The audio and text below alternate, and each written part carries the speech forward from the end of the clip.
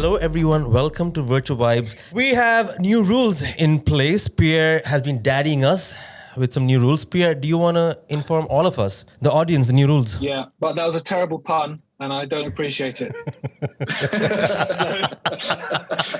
So the new rules, my job is keeping you guys on track, right? And not only am I the comedy sidekick and quite funny at it. Who's going to keep you on track? My job, mate, I don't need to keep you on track. I'm on the rails. We're still going to keep it organic and natural and completely unscripted, also known as no preparation. But we're doing a lot of amazing stuff in terms of video content and stuff these days. So we want to leave our editors with our video editing team with the least work as they possibly can. So on that note, Parves, I think no more of your Oreo jokes, please, and no more swearing. And we'll keep this a little bit tighter than we have done in the past, because I know it's great and I love these because this is my favorite time of the week now, just to sit down and have a chat with whoever we've got coming on. But let's keep it tighter and keep it cleaner. It is going to be difficult. You put this rule in place with Ed on board. We'll introduce Ed. Yeah. And then you put it in the no swearing rule with Ed. Hello. It's not very fair. I get the boring podcast as the first one. Thanks, guys. Welcome to Boring Vibes. I would just add, right, is your vocabulary so poor that you've got to swear to make your point get across? I mean... No. Okay, sorry, Dad. It's not for me, so... Well, I was going to say, do we have a list of green words like I do with my kids? I think we'll probably have that compiled after today's episode. Hey, wasn't there this one comedian that had this words not to use and he used all of them on the show? I forget the name. Back in the day. Yeah. I don't know. The guy who smoked weed all the time. I can't remember. Yeah. So, Pierre, man, why don't you introduce our guest today? This handsome looking guy over here. Why? By the way, you look extra brown, Pierre. What's up with that? Or red? I think I'm maybe just redder. What? Have you been fake? I don't know why. I haven't been fake tan. Well, I mean, I've run out of that stuff that you lent me when I came over to Dubai last week then, so. Dude, that wasn't for your face. Please, you didn't put it there. No. It was a bit fiery. Okay, we're going off track already. Look, we haven't even started yet, and we're going off the rails. Oh, we haven't even introduced him. Yeah. I'm going to do this now. So, ladies and gentlemen, our amazing guest today that we've dragged up, kicking and screaming in. I was going to say into the studio. Silly me. I mean, he's only 5 miles down the road, but what do I know? Obviously an effort. We have Eduardo Tuxter, also known as Ed Tucker, our man in Dubai. He was working on some amazing stuff and some amazing content for us. And I wanted to bring Ed in today because what he's going to tell us, well, I hope he's going to tell us in terms of the clean stuff, is going to be very pertinent and very relevant to what we've got coming up with Virtua Island in the next few weeks. So I'm hoping we can dig into that today. Absolutely. Thanks, guys. Thank you for the invite. I was honored to get it at the last minute just this morning. Appreciate it.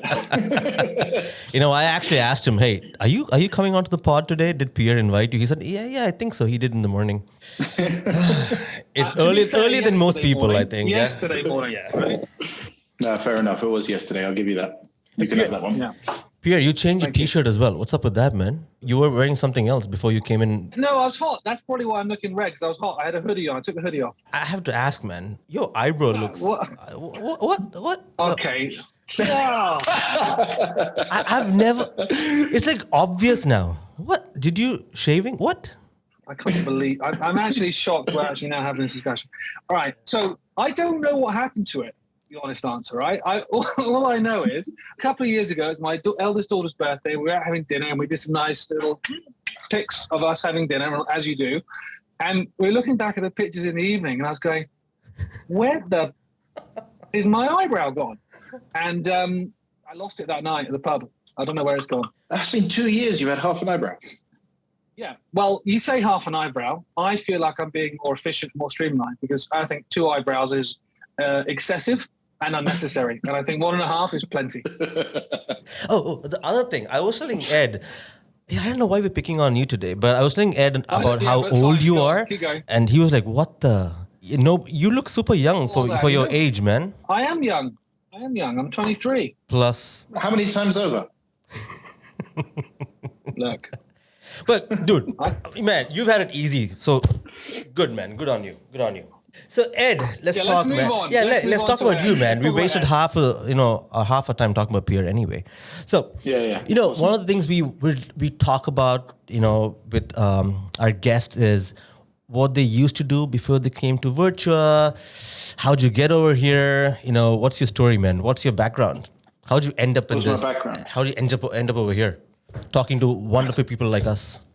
Well, I feel blessed and privileged to have made it to the elite in the crypto and metaverse space and have joined Virtua, which I did back in April of this year, officially. In a previous life, I actually worked with the co-founder and yourself, Parves, at a company called The Entertainer in Dubai, which is where we all got to get to know each other. We met. And I was the product director there. Did you used to go into the office at the Entertainer?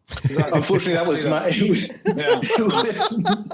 it was unfortunately mandated, and I think unfortunately for everyone else in the office rather than me, because no one really wanted to deal with me there, because I had a habit of saying no in that particular environment, because most of the ideas that were coming up were not feasible to implement at the time. But I would say one thing, Pierre. Ed was kind enough to give me once a week work from a coffee shop a day. What do you say? No, I literally never gave you that. Oh shit! I just used it. I just did it. Was that a treat for you? A little reward to say you've worked hard. Go work from a coffee shop today. Is that what you mean? Maybe. I think mostly like it was F off, right? Can I say it? Yeah. No, I can't. Right? Damn. No. Damn. It's so hard, man. I just thought you had a chronic illness and you needed to be out of the office once a day. I just told you that actually. Oh, remember the whole story, Ed, about the API doing the API for the whatever that thing we used to do, and it took me a long time, and I used to work out at a coffee shop. I didn't want any disturbance. Yeah. That's why you're banned from where drinking this is coffee. going. That's why you're banned from drinking coffee, though. Have you ever seen Parves on caffeine? He's like a pinball machine. He's ridiculous. Absolutely ridiculous. That's why it's anyway. Yeah, man. So yeah. Anyway, yeah. So that's what I was doing then. And then you guys may not know this, but I was actually a very, very early investor into the Virtua brand. So back in the day when Jared was doing the TVK launch, myself and my wife put some money in. Mm-hmm. And I think we were pretty much the seed capital that really got it off the ground and got it to where it is today. So I mean, you're welcome, guys. You're welcome. Okay. Have you made that £5 back yet? Or what's the deal? No, dude. I 3x'd it actually. I got £15 back in my pocket. Excellent. Lucky you, man. Lucky you. And I spent that on a coffee with Parves in a coffee shop. Thank you. I appreciate it, man. I appreciate it. So in April of this year, Jawad rang me up. He said we have a need to get our mobile app live, and would I come on board and help him out? And so I willingly jumped at the opportunity. And I'm happy to say that little bit of alpha for you guys out there now, that will be dropping in the next couple of weeks. So we're very close to having our mobile app ready. Oh wow! Okay, very nice. Which would be awesome. Cool. We've had a long process here with a lot of testing, and we obviously had the rebrand that we went through as well. So we had to accommodate all of that. But yeah, we're right on the edge of releasing the mobile app. So really excited about that. That's I won't give you dates because Pierre will hold me to them. So yeah. Yeah. Why? Tell everyone why they should get the mobile app. Like, why is it so awesome? Well, the mobile app is a phenomenal piece of development and design work from the team. And I really say that unfacetiously, actually. I think it is a really great platform. It is the virtual marketplace in your pocket at all times. So going forward, you want to be the first person to know when the drops are happening. You want to jump on whatever's going on in the virtual ecosystem. It's going to be driven through the application. So, if you are out and about, you don't want to miss out what's going on. So you could say you'll never miss a drop, for example. I would say that sounds very familiar as a tagline. Yes, never miss a drop. Just come out of here. I don't know. Yeah, you're a genius, sir. And going forward, it is going to be the place to get your metaverse ready NFTs as well. So with everything that we've got coming down the road, through the mobile app is where we're going to be dropping a lot of the access to that. So really, if did you just say metaverse? Did you say metaverse in your pocket? Is that what you just said? Really? It's the metaverse in your pocket. That's why you should download the app. Love it. I know. It's amazing. The metaverse. I'm getting it. Did you guys plan for this? It seems like No, we didn't actually. We just completely ad-libbed it. That's what happens when you put creativity people in the. It's called the level of intelligence, Parves. I'm not. Dude, I've been with you in 8 podcasts. I'm not impressed.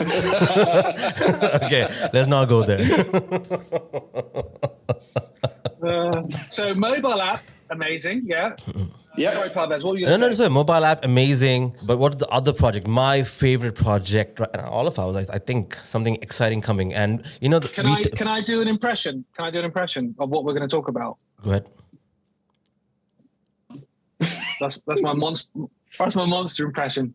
Oh, you're not talking about the Lambots?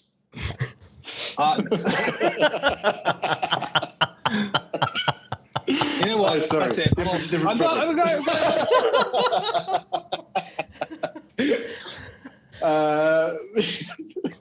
know how to segue back into God, I that. didn't have my rubbish old shorts on when I stood up. No, we didn't see it. We're just happy you had anything on. Thank God. Anyway, sorry. Back to this. Yes, back to this. Back to what's happening next. What's happening next is what are we calling it? It's the first drop within the Virtua Island that is coming up. We are releasing land within the Monster Zone. Yeah. Can you cue the Jurassic Park music right now? Yeah. Come on, dude. Pierre.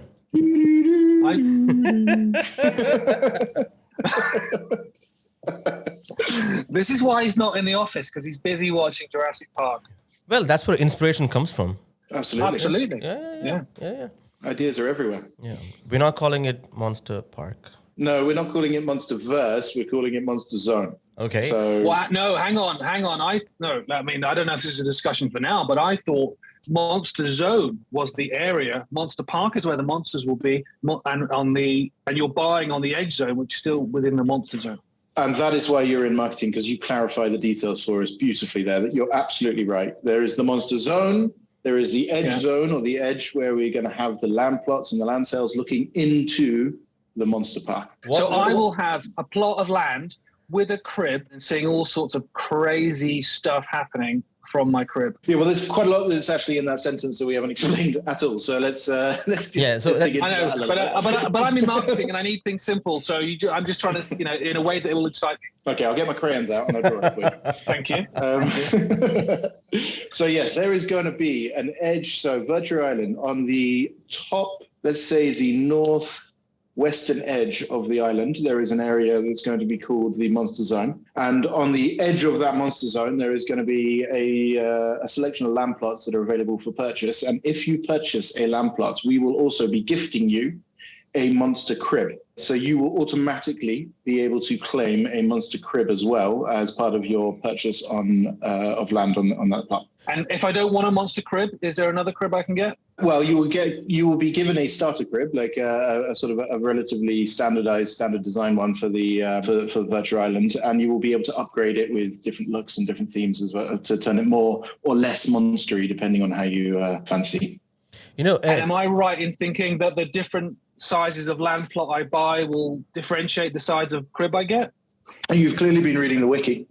I don't know what you're talking about. Yeah. You're absolutely right. If you buy a small plot of land, you'll get a small crib. If you buy a medium one, you get a medium crib. And if you buy a large one, you'll be getting a large crib, which basically has a much larger surface area within it to have people come in and see your NFT collections and sort of interact with your NFT purchases that you own. It will also come with greater storage capacity for mining as well. So we'll come on to mining and resources and what that all means, I'm sure. You get outsized benefits the bigger plot sizes you get. Pierre, kudos, man. You've prepared for the show. Should let me know. Jeez. No, mate. It's just all up here. Sure. But you know what I want to talk about? I've got extra space with only that half eyebrow. I've got extra capacity. So I had a dev update with Jawad early this week, and he was super excited about the monsters themselves. Like he said, there'll be a phased release of different kinds of monsters. Ed, can you touch upon the monsters? What are we going to see? Who are the residents of Monster Zone, right? Monster Park. Well, that's a very good question, Parves, and thank you very much for asking it. Just like on the BBC. Pierre, with full eyebrows, by the way. Exactly. Yeah. So the Monster Zone. Inefficient, waste of space, waste of time.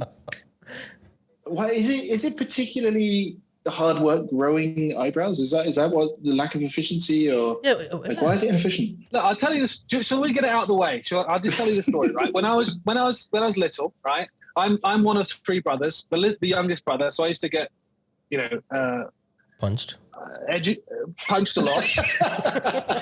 And one of my brothers, he threw. I think it was a tennis ball, but it could have been a brick. I'm not entirely sure.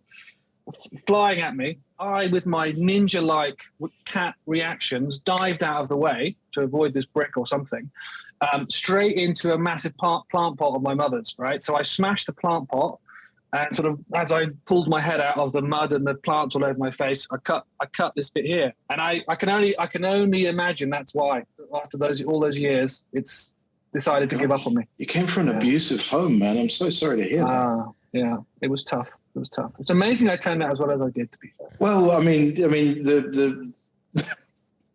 lasting impact of that head injury. The lasting impact of that head injury is evident for us all to see. Not just the eyebrow. Have you tried drawing it back in? My youngest daughter wants to do that, and I'm not going down that road. That'd be weird. I think you should. Hey, you should show up on next Virtua Vibe with the full eyebrow.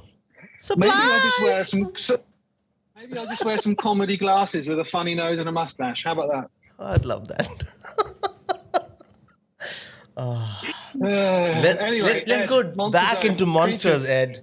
What were we talking about? Yeah, so on season one of the Monster Zone. All right, let's focus on that. So the Monster Zone is made up of 4 elements. Can you guess what those 4 elements are? I'm gonna say, earth, wind, fire, and one more. Air, can you hazard a guess at what water? That's wind and air are the same thing. Water. Yeah. We got there in the end. Jesus. So there are 4 elements. There are 4 zones within the monster park. There will be 4 zones, and those are made up of the different elements. And there's a whole lore and everything that's been sort of fleshed out around how this sort of came to be, which is really, really cool. Quite complicated to get into right now. And then season 1 is going to focus on what we're calling the Goliaths. So these are ginormous monsters, and they are going to be born from the elements themselves. So the fire zone will have, your sort of fiery, volcanic, rocky-based monsters. The water zone, I've seen some of the concepts for the water zone. I really can't wait for the water zone ones to drop because they're just phenomenal. And then the earth zone is more sort of vegetation-based and rocky outcrops. But I mean, we're talking huge. So take a saber-toothed tiger mixed with a gorilla and covered in sort of vegetation and rock forms and so. I mean, it's absolutely wicked. What the concepts that are being built at the moment. Nothing like Pierre's. Not at all like Pierre's. Yeah, Pierre. My rabbit. Yeah. So phase 1 is Goliath. Huh? Wow. Okay. So what are you envisioning for future monsters? What are you thinking of? Can we focus on phase 1 for now, please? You're bad. Anyway, so we've got Goliath. What does the next season look like? I really couldn't tell you, to be honest with you. I mean, there's been a lot of ideas thrown around the place, maybe sort of taking it into a sort of a darker area. Okay. Looking at awesome. your sort of your Draculas or your zombies or your these sort of things. But I don't know. I don't actually know where it's going to go next. The first start is just getting these Goliaths out. Very nice. And I think they're going to be. I mean, they're going to be super awesome, and you're going to be able to roam around. There's going to be a fully immersive environment where you'll be able to roam around, and these things are walking up above you and around you, and you properly interact with it. If you think sort of going back to the Jurassic Park idea, the concept of Jurassic Park, but you're actually in it and you're walking around it, and there are challenges and sort of games or gamified elements of stuff you'll be doing. Will I be walking around as my avatar, or will I be walking around as a monster? When I'm in the we're looking at a number of different ways, and one of the ideas that we're kind of interested in at the moment is actually you're going around either as an avatar on a monster, sort of riding a monster, or you actually sort of mind control the monster itself and you walk around as the monster. So we're looking at sort of what are the 2 different options there for navigating around this particular area. And then you've got different monsters, so the fire-based ones, for example, they can't really go into the water area, the water zone. So, you've got different monsters that can explore different regions within the monster park itself. And dude, imagine fun walking project. around as a 60-foot monster and all the havoc you could get up to. Exactly. Just squashing people's avatars as you go. Done. Yeah. You're out. Game over.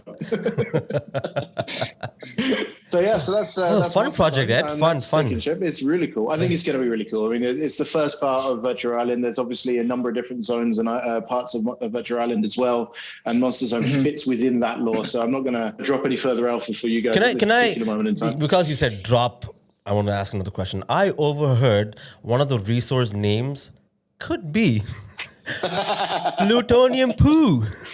Yeah, that made it onto the list. I mean, you got to give the founder his opportunity to have some creative input, don't you? Pierre, you love that name, don't you? I do love that name. I think it's an excellent name for a resource.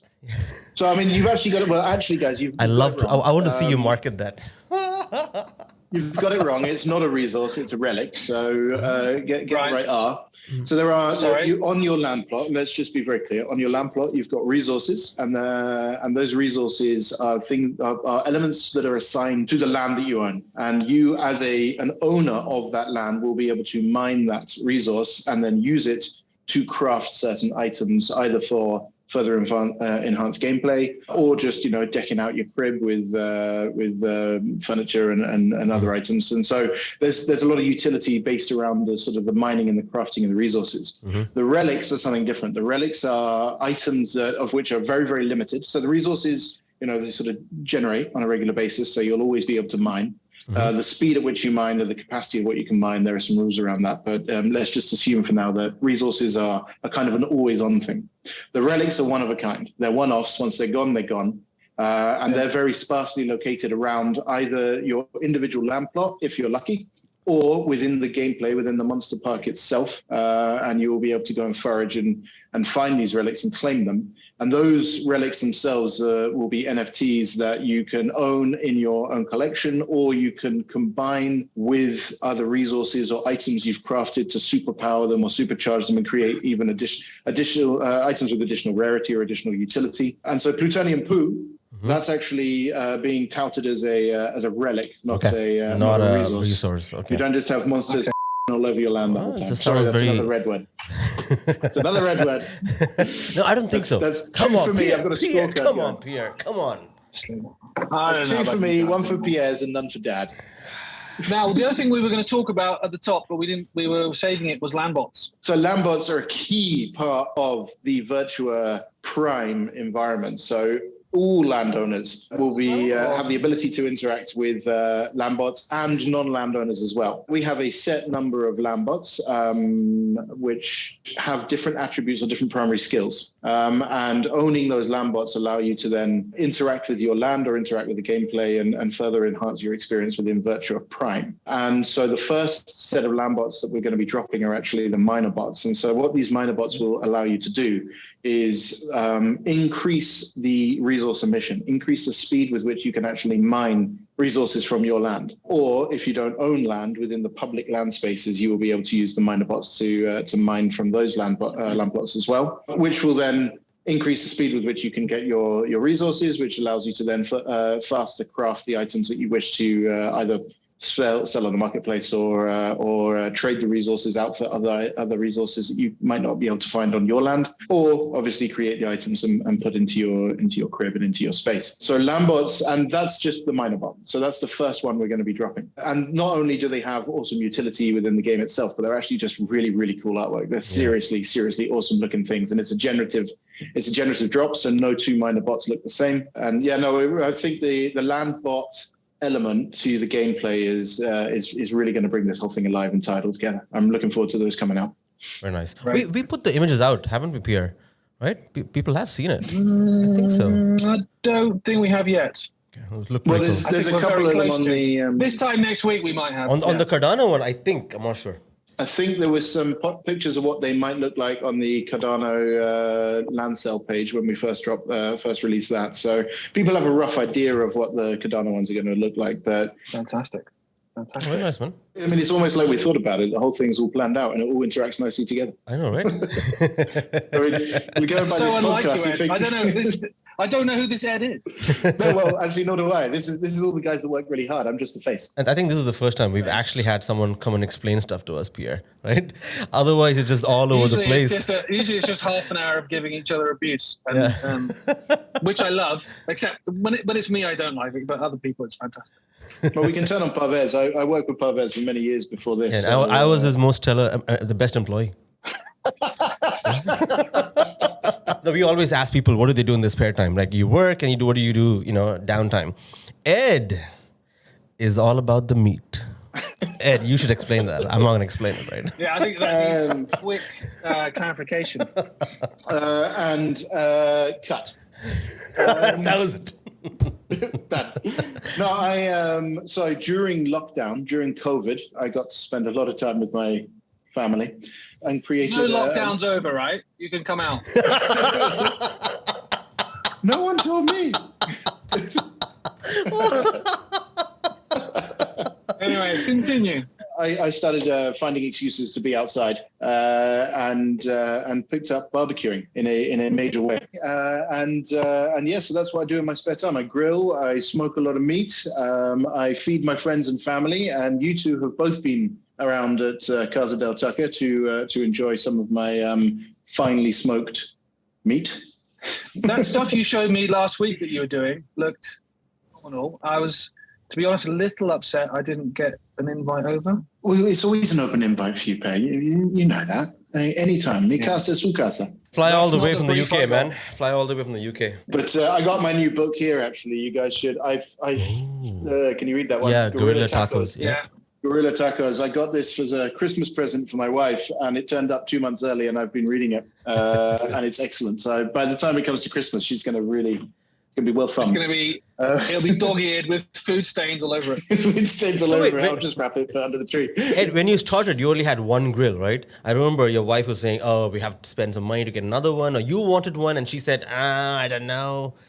Well, that's true. I actually didn't have a grill, and then I really wanted to cook. So I entered a competition in the local supermarkets magazine, and I won. There definitely wasn't any back channeling with the editor on that one, and I won a really nice Weber grill. So that was my first grill, which was really cool. So that's where it started, and then since then I've expanded. I'm now the proud owner of 5. Whoa! 5 different barbecues. The smoker you've got looks amazing. I mean, I've never used one of those, but it looks good.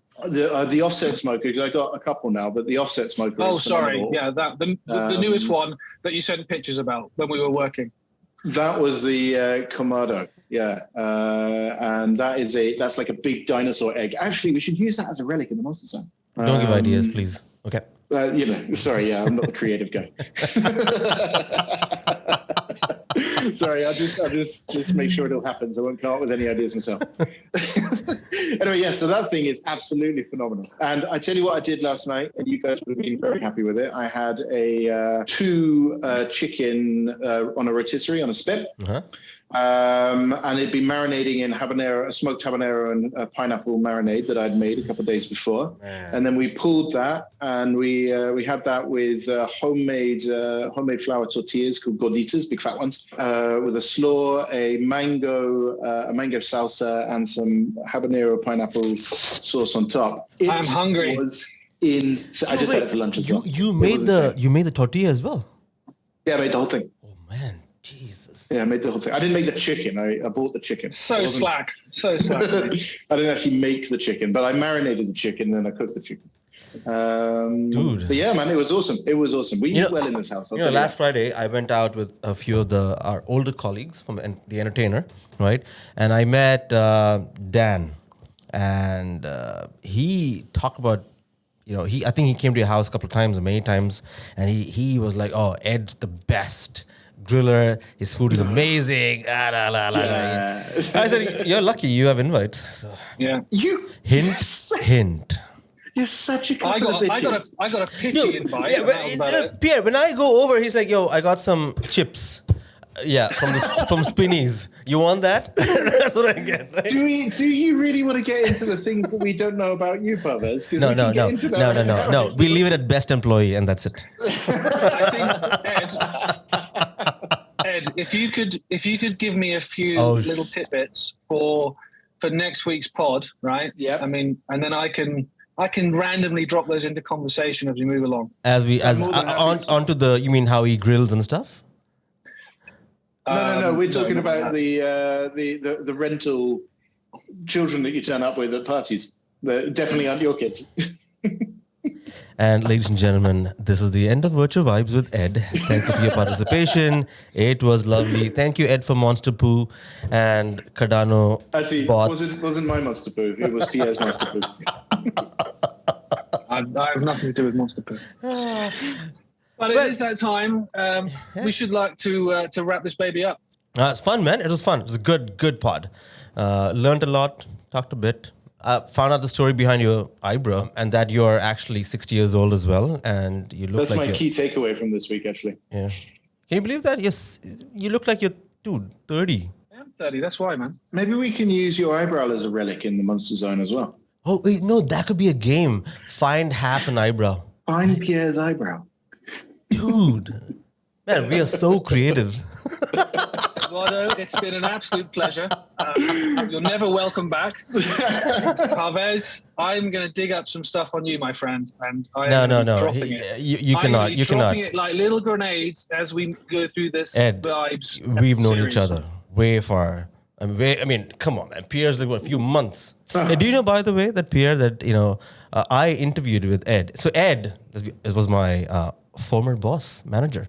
And I interviewed with him first for The Entertainer, and he rejected me. Do you know that? Yeah. I didn't reject you. I just said, not right now. But maybe. And it took me a year. It's not you, it's me. Yeah. It took me a year. To get back. Hey, buddy, I see a position. And he hired me the second time. I paid him a lot. Look how it has springboarded you to success. If this is a definition of success, young people, please. You just weren't ready for it at that time, Parves, but you now are. Everyone, thank you. Thank you very much. Thank you very much, everyone. Thank you very much, everyone. Thank you. Bye-bye. Thank you, guys. It's been a pleasure. Thank you. Bye.